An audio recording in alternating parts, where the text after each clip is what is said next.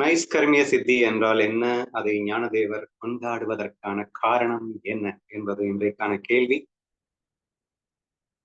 First நைஷ்கர்மிய சித்தி என்றால் என்ன அப்படிங்கிறத ஞானதேவர் ரொம்ப எலாபரேட்டா எக்ஸ்பிளைன் பண்றாங்க.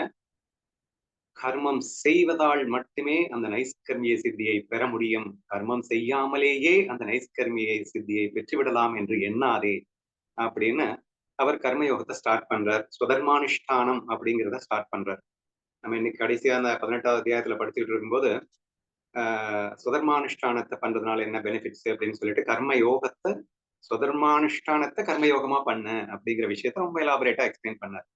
ஏன் ஏன் அப்படின்னு கேட்டா, ஃபர்ஸ்ட் ஆஃப் ஆல் ஒரே வரியில சொல்லிடுறேனே, நைஷ்கர்மிய சித்தி என்பது ஆசை முற்றிலும் அற்றுப்போன இடத்தில் தான் நைஷ்கர்மிய சித்தி கிடைக்கும். துளியோண்டு உனக்கு ஆசை இருந்தாலும் உனக்கு நைஷ்கர்மிய சித்தி கிடைக்காது என்பதை புரிந்து கொள்ள வேண்டும்.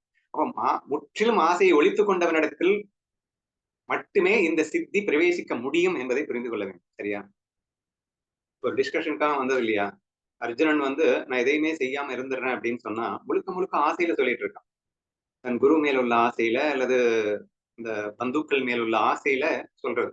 சோ ஆசை முற்றிலும் அற்றுப்போன இடத்தில் மட்டும்தான் இங்கே நைஷ்கர்மிய சித்தி என்பது கிடைக்க வாய்ப்பு இருக்கிறது அப்படிங்கிறதுதான் உண்மை.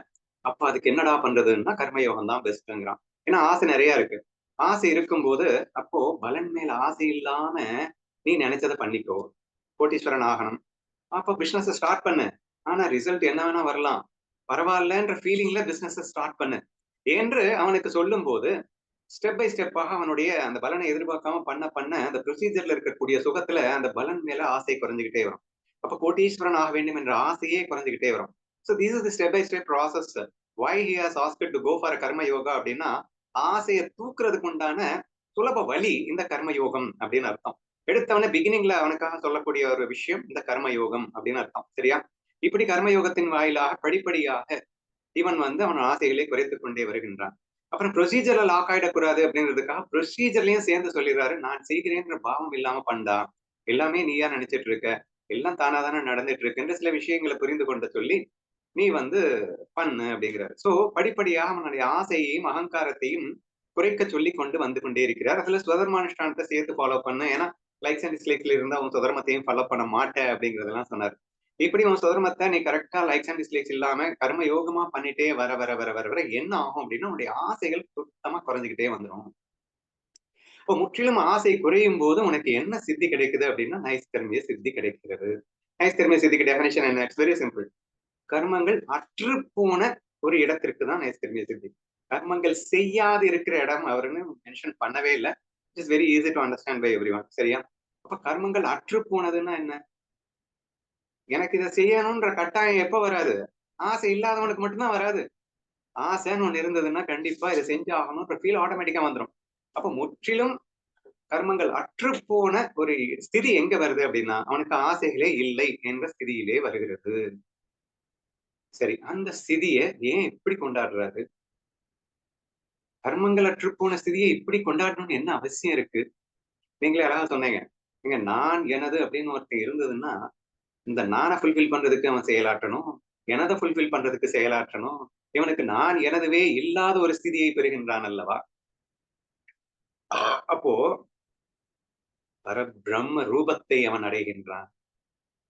அந்த நைஷ்கர்மிய இந்த 18வது அத்தியாயத்துல நான் கடைசியா படிச்சு காட்டினேன் இல்லையா? அதுல ஏன் பரமசித்தின்னு சொல்றேன் அப்படின்றதுக்கு அதுக்கு அவரே விளக்கம் கொடுத்திருக்காரு. என்ன கொடுத்திருக்காருன்னா, இது பிரம்மஸ்வரூபத்திற்கு நிகராக இருப்பதால் இதை நைஷ்கர்மிய சித்தி பரமசித்தி என்று அழைக்கின்றேன் அப்படின்னு சொல்லியிருக்காரு. இந்த பிரம்மஸ்வரூபம்னா என்ன? பிரம்மஸ்வரூபம்னா ஸ்வரூபமே ஆனந்தம் என்று அந்த ஆனந்தத்தில் திளைப்பிருப்பதற்கு பிரம்மஸ்வரூபம்னு பேரு. அப்போ இந்த மாயையில் சுகம் காண்பதை எவன் விட்டொழிக்கின்றானோ அவன் ஒருவனால் தான் தன் சொரூப சுகத்தை டச் செய்யவே முடியும். இதுல மயங்கிட்டு இருக்கிற வரைக்கும் தன் சொரூபத்துக்குள்ள என்ட்ரி ஆகவே முடியாது. அப்ப உன்னுடைய முழு ஆசைகளையும் ஒழித்து கொண்டு நீ அந்த ஸ்டேட்டஸ்க்கு வரணும். எந்த ஸ்டேட்டஸ்க்கு? உன்னுடைய ரியல் சுரூப சுகத்தை அடையணும். ஆனா நமக்கெல்லாம் பழகி போயிடுச்சு, எதையாவது ஒண்ணு பண்ணாதான் சுகம். ஏன்னா மாயையிலேயே சிக்கிட்டு இருக்கோம். அப்போ ஆட்டோமேட்டிக்கா இந்த உடலை வச்சோ இந்த மனசை வச்சோ இந்த புத்தியை வச்சோ என்னத்தையோ ஒண்ணு பண்ணினாதான் நமக்கு திருப்தியா இருக்குமே தவிர இந்த உடல் மனம் புத்தி எல்லாத்தையும் ஸ்டாப் பண்ணிட்டு அப்படி ஒரு சுகம் இருக்குங்கிறதே நமக்கு தெரியாதுங்க. சோ அப்படியே வாழ்ந்து பறக்கப்பட்ட நமக்கு கண்ணன் ஞானதேவர் இந்த இடத்துல என்ன சொல்லியிருக்காரு அப்படின்னா, ஃபர்ஸ்ட் நீ இந்த ஸ்டேட் அச்சீவ் பண்ணு அப்படிங்கிற. அதாவது இந்த எதுவுமே இல்லாம கர்மங்கள் செய்யணும்ன்ற கட்டாயமே இல்லாம நீ உன் சொரூபத்துல திளைக்கும் அந்த வல்லமையை நீ முதல்ல அச்சீவ் செய்ய அப்படிங்கிற. அதை பண்ணிட்ட அப்படின்னா நீ பிரம்மத்துக்கு நேரா ஆயிட்ட அப்படிங்கிறதுனால கொண்டாடுறாரு அப்படின்னு நான் சொல்ல. ஏன்னா எதுவுமே இல்லாமல் பிரம்மம் சுகமாக இருக்கின்றது அல்லவா. கிட்டத்தட்ட அந்த ஸ்டேட்டஸ்க்கு நீ வந்துட்ட அப்படிங்கிறப்போ அதை விட வேற என்ன ஸ்டேட்டஸ் இருக்கு? இதுக்கு மேல ஒண்ணுமே இல்லைங்க. அப்ப அது பரமசித்தி இல்லாம என்னவா இருக்க முடியும் என்ற ஒரு விஷயத்தை நீங்கள் ஆழமாக புரிந்து கொள்ள வேண்டும். சரியா? இங்கே எவர்கள் எப்படி ஏமாற்றிக் கொள்வார்கள் அப்படின்னு நம்ம கேள்வி கேட்கல. சோ அதனால அதை நான் எலாபரேட்டா எக்ஸ்பிளைன் பண்ண விரும்பல. சோ இங்கே நம்ம ஆசையை துறக்க வேண்டும். துறந்த மாத்திரத்தில் நீ பிரம்ம சுகத்தை அனுபவிக்க முடியும். மாயையில சுகம் இருக்குன்னு நம்பிட்டு இருக்கிற வரைக்கும் நீ யாருன்னு உன்னால புரிஞ்சுக்க முடியாது.